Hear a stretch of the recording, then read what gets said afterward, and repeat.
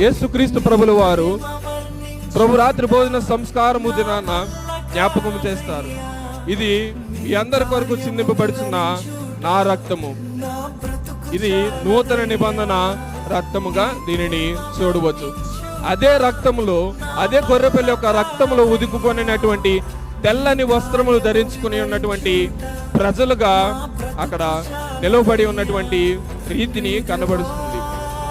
అప్పటి వరకు లేఖన భాగము రీతిగానే ఉన్నటువంటి నిబంధన ఇప్పుడు ఆత్మ సంబంధముగా స్థిరపరచబడినది. దేవుని ప్రజలే ఉన్నటువంటి వారు దేవుని ప్రజలు కాకుండా స్థిరమైనటువంటి నిబంధన నుండి కూడా తొలగిపోయి ఏ రీతిగా ఉన్నారు, తర్వాత ఆయన కుమారుడిగా పాప క్షమాపణలను ప్రాయశ్చిత్తము చేసి నూతన నిబంధనగా ఆయన మనందరి కోసం సిలువ మరణము పొందటము మనం